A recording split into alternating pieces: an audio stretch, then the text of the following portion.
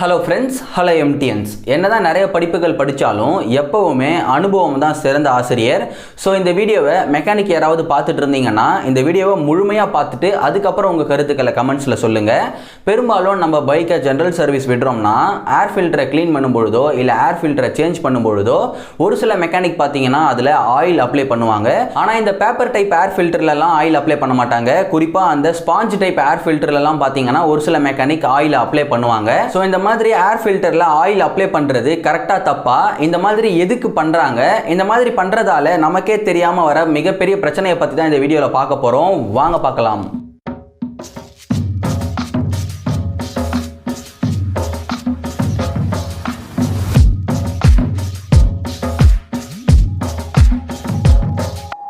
பொதுவாக dirt bikes அப்படி இல்லைன்னா பர்ஃபார்மன்ஸ் அதிகமாக இருக்கிற பைக்ஸில் யூஸ் பண்ணுற ஏர் ஃபில்டர், அப்படி இல்லைனா ஒரு சில நிறுவனங்களுடைய ஏர் ஃபில்டர், உதாரணத்துக்கு K&N போன்ற நிறுவனங்களில் யூஸ் பண்ணுற ஏர் ஃபில்டர்லாம் பார்த்தீங்கன்னா ஆயில் அப்ளை பண்ணுவாங்க.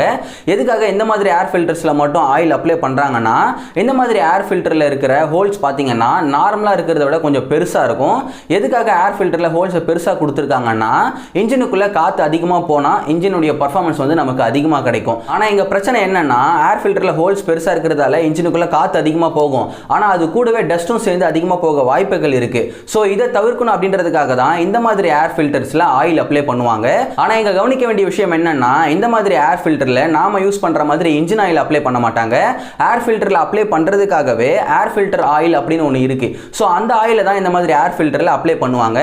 இந்த மாதிரி ஏர் ஃபில்டர் ஆயில் எல்லாம் பார்த்தீங்கன்னா இதுக்காகவே உருவாக்கப்பட்டது. ஸோ இதெல்லாம் நம்ம ஏர் ஃபில்டர்ல அப்ளை பண்ணோம்னா ஏர் ஃபில்டர்ல இருக்கிற எல்லா ஹோல்ஸுக்குள்ளேயுமே வந்து இந்த ஆயில் போயிடும். ஸோ அதுக்கப்புறம் போன உடனே பார்த்தீங்கன்னா சீக்கிரமாகவே வந்து எவாப்ரேட் ஆகிடும். அதாவது சீக்கிரமாக வந்து இதெல்லாம் ஆவி ஆயிரும். ஆவி ஆனாலுமே அந்த பிசுபிசுப்பு தன்மையை அப்படியே ஏர் ஃபில்டர்லேயே விட்டுட்டு தான் வந்து ஆவியாக போகும். அப்போ இப்போ இன்ஜினுக்குள்ளே காற்று போச்சுன்னா அதில் இருக்கிற தூசி எல்லாமே பார்த்தீங்கன்னா அந்த பிசுபிசுப்பு தன்மையால் ஒட்டிக்கும். ஸோ இன்ஜினுக்குள்ளே இப்போ காற்று மட்டும்தான் நமக்கு ஃப்ரீயாக போகும். ஸோ இன்ஜினுக்குள்ளே அதிகமான காற்று போச்சுன்னா கண்டிப்பாக பர்ஃபார்மன்ஸ் வந்து நமக்கு நல்லா பெட்டராகவே கிடைக்கும். ஸோ இந்த காரணத்துக்காக தான் ஒரு சில ஏர் ஃபில்டரில் ஆயில் அப்ளை பண்ணுறாங்க.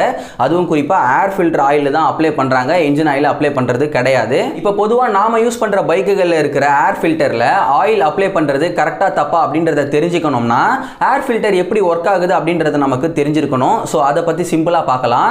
இப்போ இந்த அட்மாஸ்பியர்ல காத்தோட சேர்ந்து தூசிகளும் அதிகமா இருக்கும். ஸோ இப்போ இன்ஜினுக்குள்ள காத்து போச்சுன்னா அது கூட சேர்ந்து தூசிகளும் போகிறதுக்கான வாய்ப்புகள் அதிகமா இருக்கு. ஸோ இதை தவிர்க்கணும் அப்படின்றதுக்காக தான் ஏர் ஃபில்டர் அப்படின்ற ஒன்று கொடுத்துருக்காங்க. இந்த ஏர் ஃபில்டர்ல பார்த்தீங்கன்னா ஹோல்ஸ் எல்லாம் சின்ன சின்னதாக இருக்கும். ஸோ அந்த சின்ன ஹோல்ஸ் வழியா காத்து ஈஸியாக உள்ள போயிடும். ஆனால் தூசி போகிறதுக்கான வாய்ப்புகள் பார்த்தீங்கன்னா ரொம்ப ரொம்ப கம்மி. ஸோ இந்த காரணத்துக்காக தான் ஏர் ஃபில்டர் அப்படின்ற ஒன்று கொடுத்துருக்காங்க. இதை இன்னும் சிம்பிளாக உங்களுக்கு புரியுற மாதிரி எக்ஸாம்பிளோட சொல்லணும்னா, இப்போ ஒரு செவுரு இருக்கிறதா கற்பனை பண்ணிக்கோங்க. அந்த செவுரில் சின்ன சின்ன கதவுகள் ஒரு 10 கதவுகள் இருக்கிறதா கற்பனை பண்ணிக்கோங்க. ஸோ இதுதான் இப்போதைக்கு ஏர் ஃபில்டர். அதே மாதிரி இந்த சைடு குள்ளமாக ஒரு 10 பேர் இருக்காங்க, ஹைட்டாக ஒரு 10 பேர் இருக்காங்க.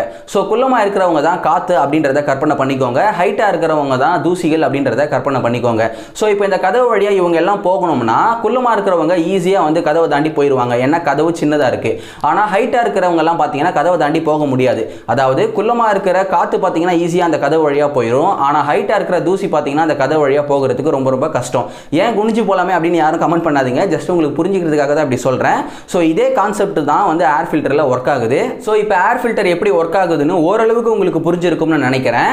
சரி, ஒரு சில மெக்கானிக் எதுக்காக ஏர் ஃபில்டரில் ஆயில் அப்ளை பண்ணுறாங்கன்னா, ஏர் ஃபில்டரில் ஆயில் அப்ளை பண்ணோம்னா ஏர் ஃபில்டர் வழியாக காற்றும் தூசியும் போகும்பொழுது அதில் இருக்கிற தூசிகள் எல்லாம் ஆயிலில் சீக்கிரமா ஒட்டிக்கும், இன்ஜினுக்குள்ள போகாது அப்படின்ற காரணத்துக்காக தான் ஏர் ஃபில்டர்ல ஆயில் அப்ளை பண்றாங்க. ஆனா இந்த மாதிரி ஏர் ஃபில்டர்ல ஆயில் அப்ளை பண்ணும்பொழுது ஏர் ஃபில்டர் முழுசா வந்து ஆயில் அப்ளை பண்ண மாட்டாங்க. பொதுவா வந்து ஏர் ஃபில்டர்ல ஆயில் அப்ளை பண்ணுவாங்க. சோ இப்போ இந்த கான்செப்டை நாம எக்ஸாம்பிளோட கம்பேர் பண்ணி கரெக்டா தப்பான்னு பார்க்கலாம். சோ இப்போ அதே மாதிரி செவுரு இருக்கு, அந்த செவுருல 10 சின்ன கதவுகள் இருக்கு. இதுதான் வந்து ஏர் ஃபில்டர்.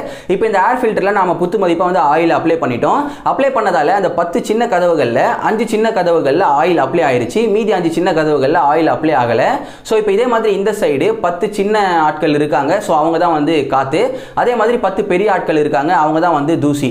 ஸோ இப்போ இந்த கதவு வழியாக இவங்க எல்லாம் போகணும் அப்படின்னா 5 கதவுகள் வழியாக ஈஸியாக வந்து சின்னவங்க வந்து போயிடுவாங்க. அதாவது சின்ன ஆட்கள் காற்று அப்படின்றவங்க ஈஸியாக போயிடுவாங்க. மீதி 5 கதவுகளில் வந்து சின்ன ஆட்கள் போகிறது ரொம்ப ரொம்ப கஷ்டம், பெரிய ஆட்களான அந்த தூசிகள் போகிறது ரொம்ப ரொம்ப கஷ்டம். ஸோ 5 கதவுகளில் ஏன் கஷ்டம்னா 5 கதவுகளில் ஆயில் அப்ளை பண்ணிட்டாங்க.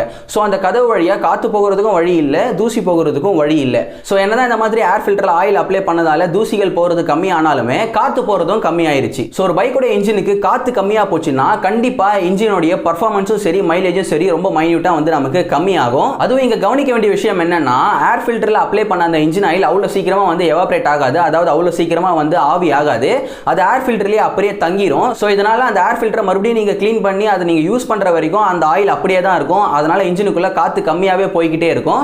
ஸோ இதனால உங்க பைக்குடைய மைலேஜ் மற்றும் பர்ஃபார்மன்ஸ் உங்களுக்கு ஓரளவுக்கு கம்மியாவே தான் வந்து கிடைச்சிக்கிட்டு இருக்கும். ஆனா இதுவே ஏர் ஃபில்டர் ஆயில் பாத்தீங்கன்னா அப்ளை பண்ணி கொஞ்ச நேரத்தில் எவாபரேட் ஆயிடும், அந்த பிசுபிசுப்பு தன்மை மட்டும் தான் ஏர் ஃபில்டர்ல இருக்கும். ஆனா நீங்க ஏர் ஃபில்டர்ல இன்ஜின் ஆயிலை பயன்படுத்தினீங்கன்னா அந்த ஆயில் எப்பயுமே வந்து அந்த ஏர் ஃபில்டர்லயே தான் இருக்கும். ஸோ இது நம்ம பைக்குடைய இன்ஜினுக்கு தான் வந்து பிரச்சனையை உண்டு பண்ணும். ஸோ இந்த மாதிரி ஏர் ஃபில்டர்ல ஆயில் அப்ளை பண்றது சரியா தப்பா அப்படின்னா கண்டிப்பா வந்து அது ஒரு தவறான செயல் தான். ஏன்னா ஒரு ஏர் ஃபில்டரை உருவாக்கும் பொழுதே அந்த இன்ஜினுக்கு எவ்வளவு காத்து தேவையோ அந்த காத்தை உள்ள தர அளவுக்கு தான் வந்து அந்த ஏர் ஃபில்டரை உருவாக்கி இருப்பாங்க. ஸோ அந்த ஏர் ஃபில்டர் இவ்வளவு திக்னஸ் இருந்தால் தான் நல்லா இருக்கும், இந்த மெட்டீரியல் இருந்தால் தான் வந்து அவ்வளோ காத்து உள்ள போகும் அப்படின்றது எல்லாமே கணக்கு போட்டு தான் அவங்க வந்து ஏர் ஃபில்டரே உருவாக்கி இருப்பாங்க. ஸோ அந்த மாதிரி இருக்கும்போது நம்ம ஏர் ஃபில்டர் ஆயில் அப்ளை பண்ணி நம்ம காத்து போறதை குறைச்சிட்டோம் அப்படின்னா கண்டிப்பா வந்து உங்களுக்கு மைலேஜ் பர்ஃபார்மன்ஸ் தான் வந்து குறையும். அப்போ ஏர் ஃபில்டர்ல இந்த மாதிரி ஆயிலே அப்ளை பண்ணக்கூடாதா அப்படின்னா அப்படி கிடையாது. நான் சொன்ன மாதிரி டர்ட் பைக்ஸ், பர்ஃபார்மன்ஸ் அதிகமாக இருக்கிற பைக்ஸ் இல்ல ஒரு சில நிறுவனங்களுடைய ஏர் ஃபில்டர்லாம் வந்து நம்ம ஆயில் அப்ளை பண்ணலாம். ஆனா ஏர் ஃபில்டர் ஆயில தான் அப்ளை பண்ணணும், என்ஜின் ஆயில அப்ளை பண்ணக்கூடாது. அதுவும் எப்போ அப்ளை பண்ணணும்னா உங்க பைக்குடைய மேனுவல் புக்ல ஏர் ஃபில்டர்ல ஆயில் யூஸ் பண்ணலாம் அப்படின்றத மென்ஷன் பண்ணியிருந்தா மட்டும்தான் நம்ம வந்து அப்ளை பண்ணணும்.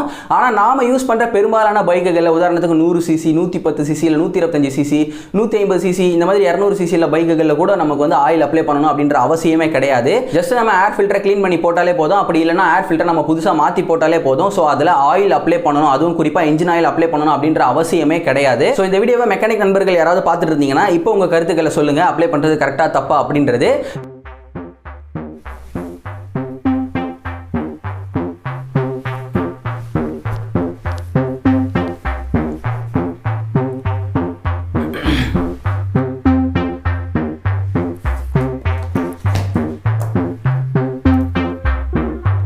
ஹலோ ஃப்ரெண்ட்ஸ், ஹலோ எம்டிஎன்ஸ். ஹலோ ஃப்ரெண்ட்ஸ், ஹலோ எம்டிஎன்ஸ். என்னதான் நிறைய படிப்புகள் படித்தாலுமே எப்பயுமே